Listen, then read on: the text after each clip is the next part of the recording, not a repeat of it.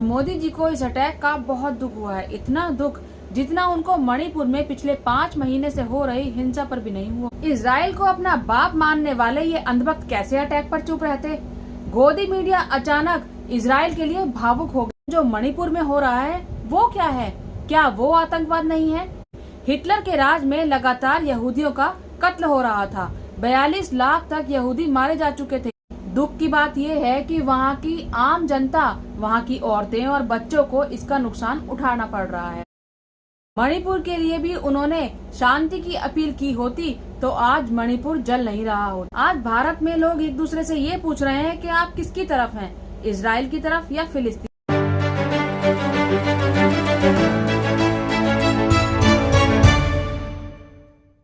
Hello and welcome दोस्तों, मैं हूं वंदना और आप देख रहे हैं लीगल चॉइस। दोस्तों, इजराइल पर अटैक हुआ है और मोदी जी को इस अटैक का बहुत दुख हुआ है, इतना दुख जितना उनको मणिपुर में पिछले 5 महीने से हो रही हिंसा पर भी नहीं हुआ होगा।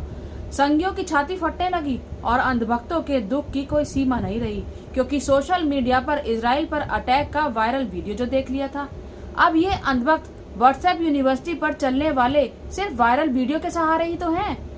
इनकी संवेदना का लेवल इन्हीं वीडियोस पर डिपेंड करता है। इन्हें क्या मतलब है इतिहास में क्या हुआ था। इजराइल को अपना बाप मानने वाले ये अंधभक्त कैसे अटैक पर चुप रहते। गोदी मीडिया अचानक इजराइल के लिए भावुक हो गया। ऐसा लगता है जैसे इजराइल भारत का हिस्सा हो और मणिपुर खाड़ी देशों का। ये वो जमात है जिनकी संवेदनाएं अभी तक मरी हुई थी, लेकिन अचानक एक वायरल वीडियो देखकर इनकी संवेदनाएं जाग गई। ये वही शातिर जमात है जो महीनों तक मणिपुर पर तब तक चुप रहती है जब तक 3 औरतों के कपड़े उतारकर सड़कों पर घुमाया नहीं जाता। लेकिन इजराइल पर इनकी संवेदनाएं फूट पड़ती है। जो हुआ है उसका समर्थन नहीं किया जा सकता। 100% वो आतंकवाद है, लेकिन जो मणिपुर में हो रहा है वो क्या है? क्या वो आतंकवाद नहीं है? ये मैं आपसे जानना चाहती हूँ, मुझे कमेंट बॉक्स में बताइएगा। इजराइल पर हमास के द्वारा अटैक किया गया और बदले में इजराइल ने भी गाजा पट्टी पर बमबारी शुरू कर दी। वहां का खाना, पानी, बिजली और ईंधन तक बंद कर दिया। लेकिन ये अटैक क्यों किया गया, इसके पीछे एक कहानी है, या यूं कहिए कि पूरा इतिहास है। और इस कहानी को मैं बहुत शॉर्ट में आपके सामने रखने वाली हूँ। दोस्तों, जहाँ अब इजराइल है वहाँ पहले इजराइल का नामो निशान भी नहीं हुआ करता था। 19वीं सदी में ये पूरी जमीन फिलिस्तीन के नाम से जानी जाती थी। यहूदी पूरे यूरोप में बिखरे हुए थे। हर जगह उनका शोषण हो रहा था, उन पर अत्याचार हो रहा था। खासकर जर्मनी में हिटलर के राज में लगातार यहूदियों का कत्ल हो रहा था। 42 लाख तक यहूदी मारे जा चुके थे। तब खुद को बचाने के लिए यहूदी अलग अलग जगह भागने लगे और फिलिस्तीनियों ने इन यहूदियों को शरण दी, अपनी जमीन पर भी और अपने दिलों में भी। अब ये यहूदी यहीं रहकर अपना वर्चस्व बढ़ाने लगे। यहूदियों और फिलिस्तीनियों में झड़पें होने लगी। बात इतनी बढ़ गई कि संयुक्त राष्ट्र तक बात पहुंच गई और तब ये फैसला किया गया कि जहां यहूदियों की संख्या ज्यादा है वो जगह यहूदियों की रहेगी और बाकी फिलिस्तीनियों की। लेकिन जो यरूशलेम एक जगह है वहां पर लगभग दोनों की संख्या बराबर थी, तो वहां पर अंतर्राष्ट्रीय कानून लागू किया गया। अब 1948 में इजराइल का गठन होता है और 1950 में इजराइल संसद में एक कानून पास किया जाता है जिसमें दुनिया के किसी भी हिस्से से यहूदियों को इजराइल में आकर बसने की आजादी मिल जाती है। धीरे धीरे इजरायलियों ने फिलिस्तीन की जमीन पर कब्जा करना शुरू कर दिया। 50% फिलिस्तीन पर इजराइल कब्जा कर लेता है और 7 लाख फिलिस्तीनियों को वहां से जाना पड़ता है।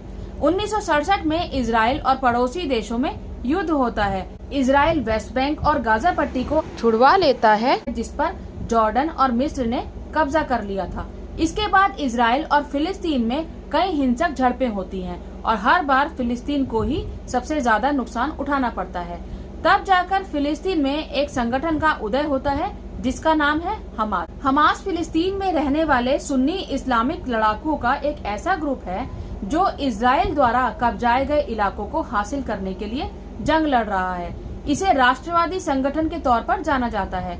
हमास ने हिंसा का नया दौर चलाया, लेकिन इजराइल की ताकत के सामने ये संगठन कभी टिक नहीं पाया और खामियाजा हमेशा फिलिस्तीन को ही भुगतना पड़ा। लगातार ऐसी गतिविधियों में बने रहने के कारण इस संगठन को आतंकवादी कहा जाने लगा। अमेरिका, ब्रिटेन सहित कई बाहरी देश इस संगठन को आतंकवादी कहने लगे, जबकि हमास का सिर्फ इतना ही मकसद है कि इजराइल को हटाकर अपने उन इलाकों को वापस लेना जिन पर युद्ध करके इजराइल ने सालों पहले छीन लिया था। अभी इजराइल पर जो हमला हुआ है उसको आतंकवादी हमला कहा जा रहा है, लेकिन ऐसे हमले इजराइल अक्सर फिलिस्तीन पर करता रहता है उसकी जमीन को हड़पने के लिए। फर्क बस इतना है कि इजराइल पर हुए हमले का वीडियो सामने आ गया और इजराइल जितने भी हमले हमास या फिर फिलिस्तीन पर करता है उसका कोई वीडियो सामने नहीं आता। हमास के अटैक के बाद भी जवाबी कार्यवाही में इजराइल ने गाजा पट्टी पर बमबारी की है और इस बार वीडियो भी सामने आए हैं। दुख की बात यह है कि वहां की आम जनता, वहां की औरतें और बच्चों को इसका नुकसान उठाना पड़ रहा है और इजराइल जब भी अटैक करता है हमेशा फिलिस्तीन की आम जनता को ही इसका नुकसान उठाना पड़ता है। हर बार इजराइल अपनी ताकत का फायदा उठाकर अटैक करता है और फिलिस्तीन की कुछ जमीन पर कब्जा कर लेता है और फिलिस्तीन पूरी तरह कमजोर साबित होता है। अब तक फिलिस्तीन की 90% जमीन पर इजराइल का कब्जा हो चुका है। अब आप सोचिए कि आप किसी को रहने के लिए जगह दें और वही आपकी पूरी जमीन पर कब्जा कर ले तो आपको कैसा महसूस होगा। बस यही हो रहा है फिलिस्तीन के साथ और हमास अपनी जमीन को वापस लेने के लिए अटैक करता रहता है, जबकि वो जानता है कि वो इजराइल की ताकत के सामने नहीं टिकेगा, लेकिन फिर भी वो ऐसी कोशिश करता है। दुनिया में जितने भी मुस्लिम देश हैं उनमें से सिर्फ ईरान एक ऐसा देश है जो खुलकर हमास को मदद करता है। ईरान धन, हथियार और प्रशिक्षण में योगदान देता है। हालांकि हिंसा किसी भी बात का सॉल्यूशन नहीं है। अंतर्राष्ट्रीय लेवल पर इस पर संज्ञान लेना चाहिए। भारत ने इस अटैक पर कोई ऑफिशियल स्टेटमेंट नहीं दिया है, लेकिन मोदी जी ने अपने पर्सनल हैंडल से ये कहा है कि deeply shocked by the news of terrorist attacks in Israel, our thoughts and prayers are with the innocent victims and their families, we stand in solidarity with Israel at this difficult hour. काश ऐसे ही कुछ शब्द मोदी जी ने मणिपुर के लिए भी कहे होते। मणिपुर के लिए भी उन्होंने शांति की अपील की होती तो आज मणिपुर जल नहीं रहा होता। आज भारत में लोग एक दूसरे से ये पूछ रहे हैं कि आप किसकी तरफ हैं, इजराइल की तरफ या फिलिस्तीन की तरफ। लेकिन मेरा मानना ये है कि किसी की भी साइड लेने की जरूरत नहीं है। यहाँ जरूरत है शांति की अपील करने की, यहाँ जरूरत है शांति बनाए रखने की, क्योंकि देश और दुनिया तभी चल सकते हैं जब शांति बनी रहे। हिंसा से सिर्फ नुकसान ही होता है। आप इस बारे में क्या सोचते हैं, अपनी राय कमेंट बॉक्स में जरूर दीजिएगा। मेरे इस वीडियो को लाइक कीजिएगा, शेयर कीजिएगा और मेरे इस चैनल को सब्सक्राइब जरूर कीजिएगा। जय हिंद, जय भारत।